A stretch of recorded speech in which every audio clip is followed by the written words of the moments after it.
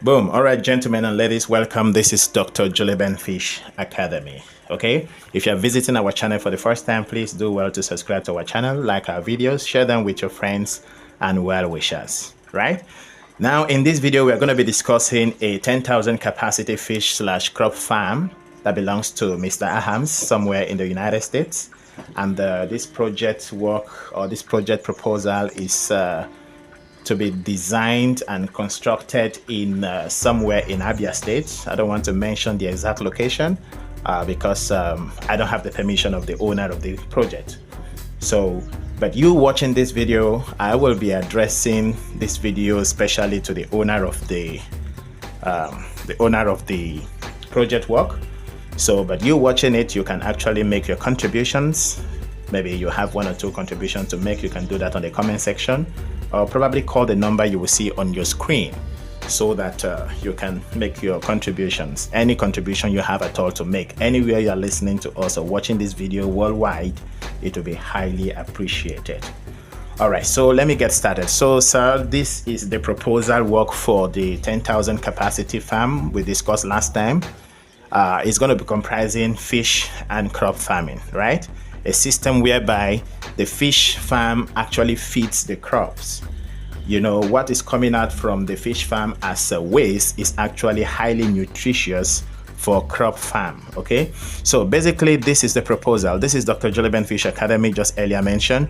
Our phone numbers are displayed, and then you can also find our head office here in Benin City. Okay, and let's get started. So this is exactly the project work, and what you see here is actually a rough sketch of what we are planning to do for you, sir.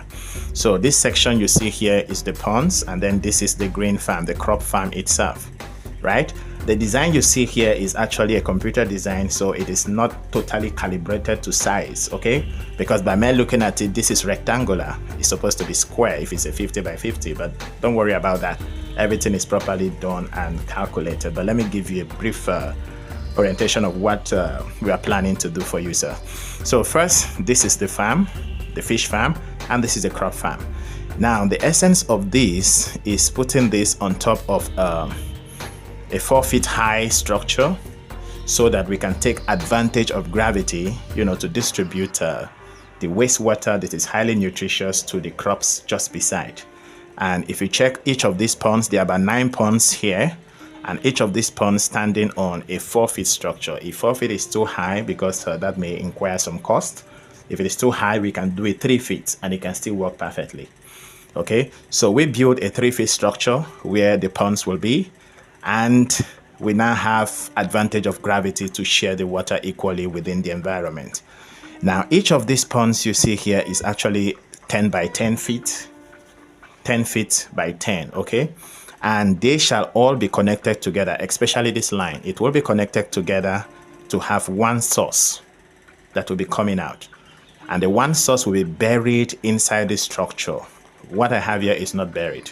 So it will be buried inside the structure as the outlet. So this pond and this pond and this pond will be underground and will be coming out through here to water this farm. The same thing will happen to these 3 structures. The same thing will happen to these 3 ponds. We have a total of 9 ponds here. So we are going to be having 3 outlets, 1, 2, and 3 outlets buried in this 4-foot structure, or 3 feet as the case may be. And the outlet, the valves that will be controlling each of these ponds will also be designed in between the ponds. Okay. Now the space between each pond is going to be 4 feet minimum. The space between this pond and this pond will be 4 feet for flexibility, for movement. And then the valves will be connected underground as well, so as to have the output with this. So anybody walking around the sides of the farm actually has no obstacle. Everywhere is smooth, properly cemented, and neat. And then also, it's important to also know that the green farm that is going to be, or the crop farm that is going to be just beside it, will need some good level of irrigation. And the irrigation pattern I have here is not explicit. It's open for deliberation and correction where necessary. So what we're expecting here is, because this is quite a large farm, it's going to be 15 feet, not too large, but it's quite large enough for this farm. 15 feet by 50 15 feet by 50 will be the size of the crop farm beside, while the farm itself is 35 feet by 35 by 50. Okay, so if we sum that together, that gives us a total of 50 feet. Then coming to the aspect of the crops, the outlets coming out from the fish farm will be designed in such a way that one can actually have all sides of the crop irrigated. How do I mean? The outlet coming from here can be extended to this level. Same thing with the one coming from here, extended to this level. Same thing with the one coming from here, extended to this level. And then there'll be cross in between. And then we have multiple holes like shower. So when the valves are open, or the valve of any of the ponds open, automatically it flows and then irrigates the farm. Okay, so, and why that happens, there will be need for some kind of 1 foot structure across the borders of the crop farm. The essence of the 1 foot structure is when the farm will get to its maximum capacity, because at first stage we are not going to be using all the ponds together, because the juveniles that are going to be coming will just occupy maybe 2 or 3 of the ponds. The first, second and third pond, this first line, that may be just what it will occupy, because they are still very small. But 2 weeks later, when they will start growing and their sizes will start varying, they will now continue to move to the back like that until the whole ponds are saturated. So for the very first time, there will be no much volume of water coming to irrigate the farm. However, the water coming out to irrigate the farm will be enough to give the farm the constant water it needs, because water will be changed virtually every day. At the first stage, you're expected to change your water every day, because the fish are very sensitive to pH of water, and also very sensitive to environmental factors, so they need to be properly taken care of. And then also, before I continue with the sector, just for me not to forget, there will be a need for some kind of coverage, some kind of roof on top of this farm.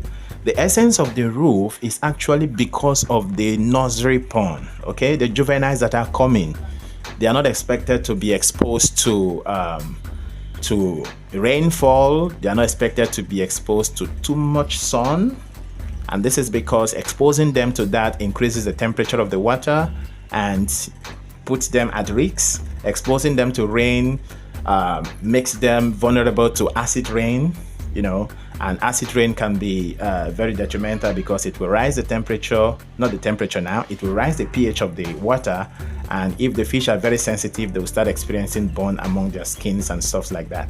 So that is the essence of having some kind of roof. It must not need to be built all around, just a roof, so that ventilation can also be coming from the sides of such structure. So there will be need for a 1 foot structure. Back to the crop, there will be need for a 1 foot structure perimeter around the crop, so that when the farm gets to its maximum capacity, the volume of water coming to irrigate this farm will be quite much, and we won't like a situation whereby the water spills into the other parts of the farm. Remember, it's an integrated farming system we are going for. We are going to be having a poultry farm there. We're going to be having snail. We can even have a pen for goat farming and pig and stuff like that. So it will not be hygienic to have water coming from here, you know, spilling into other aspects of the farm. And that is the essence of the 1 foot structure perimeter around the crop farm. And with this, as the water is coming, it's absorbed within the ground, making the ground fertile for the crops to grow and grow very well.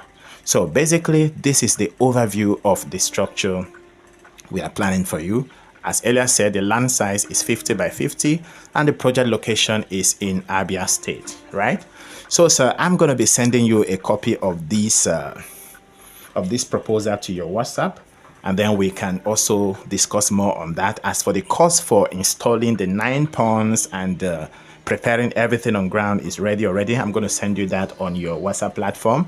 We can discuss that here online, because prices in Nigeria can be very fluctuating, and it's not going to be proper to have it here. So basically, that is the overview of what we have designed for you. So we hope to hear from you as soon as possible. As for you viewers, please do well to make your comments on the section. If you have a question you can ask, if you have a contribution to make this project a better one, please do well to give us your contributions. We'll be very, very glad to receive that from you. Thank you for watching. This is Dr. Julie Ben Fish Academy. Boom.